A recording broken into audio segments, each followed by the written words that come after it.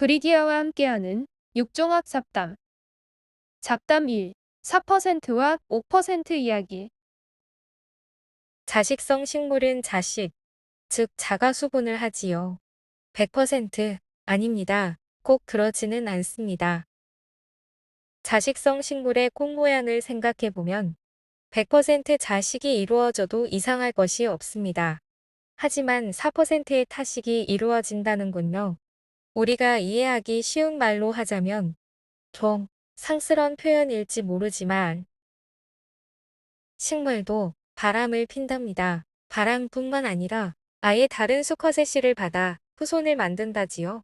그게 4%랍니다. 4% 별것 아니라고요. 얼핏 보기엔 4%란 수치를 대수롭지 않게 여길 수 있겠지만 자식성 식물의 꽃 모양과 특성을 알고 나면 얘기가 달라질 것입니다.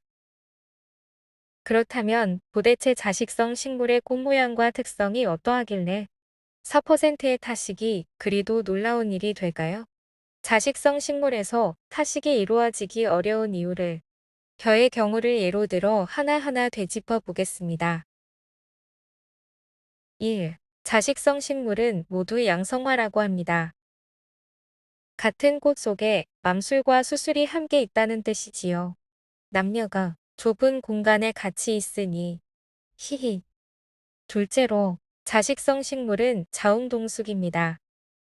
즉, 암술과 수술의 성숙기가 같습니다. 수술이 다 자라기 전에 암술이 먼저 자라서 옆 동네로 시집갈 까닭이 없겠지요. 사람의 경우 여성이 남성보다 성숙이 빠르다고 하지요. 그래서 같이 소꿉 놀던 철수를 버리고 옆 동네 사는 영철이 오빠에게 시집 가버린 영희가 한둘이 아니라지요. 좁은 한 공간에서 같이 자라난다면 10중 8구 얼레리 꼴레리가 될 텐데 말입니다.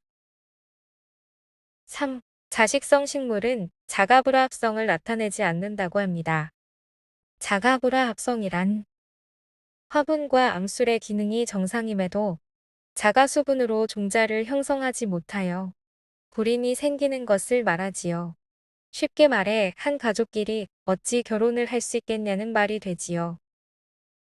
4. 자식성 식물의 화기 구조를 보면 화기가 잘 열리지 않는다고 합니다. 두 손을 모아 손바닥 부분을 봉긋하게 해서 부피를 키운 모양과 같다고나 할까요? 이렇게 닫혀진 상태로 화기가 잘 열리지 않으니 감히 누가 꽃 속으로 들어오겠습니까? 5. 화기가 열리기 전에 화분이 터집니다. 시샘이 많아서인지 수술의 꽃가루는 화기가 열릴성 싶으면 먼저 자신의 화분을 터뜨립니다. 자신의 꽃 안에서 선수치는 녀석을 외부에 있는 그 누가 당할 수 있을까요? 일방적으로 당하는 암술이 불쌍합니다. 6.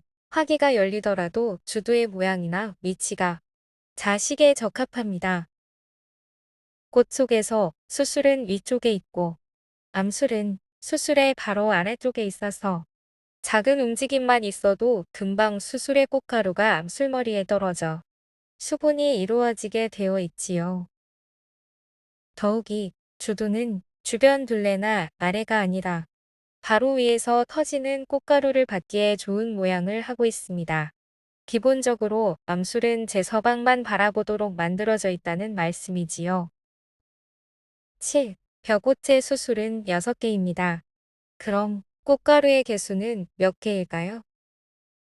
박순직 교수님의 강의에 따르면 수술 한 개당 대략 1000에서 2000개의 꽃가루가 들어있다고 합니다. 그렇다면 한 개의 벽꽃에는 6개의 수술에 최다 2000개의 꽃가루를 곱하면 12000개의 꽃가루가 있는 셈이군요. 약 12000개의 꽃가루가 주도 위로 떨어지면 그중 한 개가 수분에 성공하여 벽실을 맺게 되지요.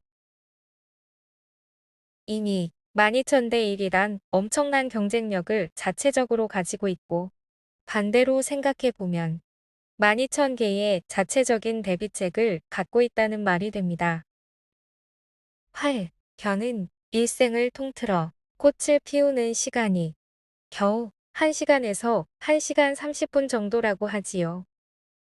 식물인지라 다른 짝을 찾아 이동하지도 못하고 그냥 제자리에 서서 주도 바로 위에서 떨어지는 12,000여 개의 꽃가루를 피해, 아니 12,000여 개의 꽃가루를 밥으로 만들면서 오직 바람의 도움만으로 그러니 바람이란 표현이 틀린 게 아니겠지요? 다른 수컷을 만나 사랑을 나눌 수 있는 시간이 겨우 1시간뿐입니다. 어떻게 그게 가능할까요? 그런데 1시간보다 더 짧은 시간이 있습니다. 5분입니다. 안타깝게도 수술의 꽃가루는 수명이 5분밖에 되지 않습니다. 오직 바람의 도움만으로 다른 개체의 꽃가루가 용케도 남의 개체의 암술머리에 올 수 있다 하더라도 5분 이내에 도달하고 수정이 이루어져야 합니다. 사람이 작정을 하고 인공교배를 하기 위해 준비를 해서 수분을 하는데도 5분은 그리 여유 있는 시간이 아닙니다. 이상으로 자식성 식물, 특히 벼가 자식을 할 수밖에 없는, 즉 암술이 작은 꽃 속에서 함께 자라난 자신의 꽃가루들을 외면하고 다른 개체의 꽃가루를 받는다는 것이 결코 만만한 일이 아님을 살펴보았습니다. 그런데도 평균적으로 자식성 식물은 4%나 타식을 합니다.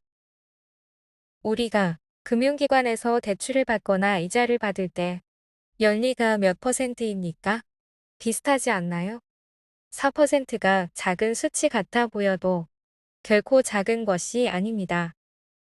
언젠가 브리디아 양에게 말했습니다. 식물도 바람을 핀대요. 아니, 바람 수준이 아니라 아예 남의 아이를 잉태하기까지 한다는군요. 꽃잎과 수술이 그렇게 철통경비를 하는 와중에도 암술은 놀라운 일을 해내는군요. 대단합니다. 철의 여인입니다. 하늘도 4%는 용납해 주시나 봐요. 라고 했더니 바람 피는 건 안 돼요. 무조건, 결코, 반드시. 라고 하더군요.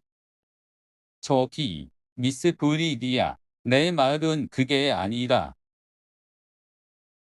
그렇습니다. 안 되지요. 하지만 심지어 자식성 식물조차 이러한 현상을 보이는 것은 어떻게 해석해야 할까요?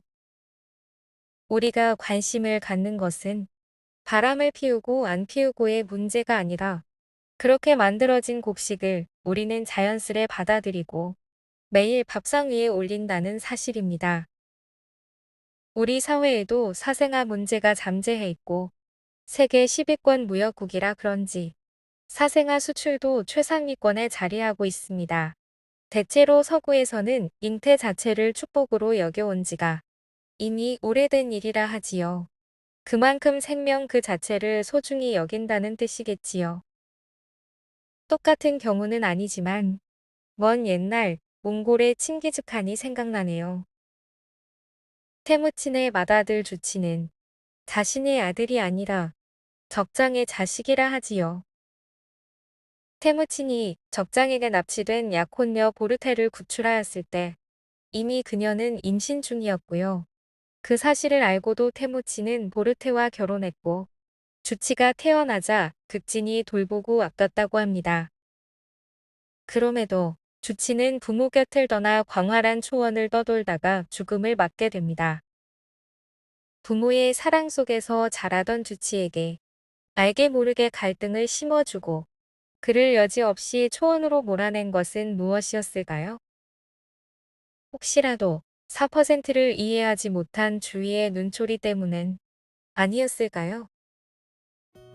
미스 브리디아는 어떻게 생각하시나요? 그리고 여러분은 어떻게 생각하시나요?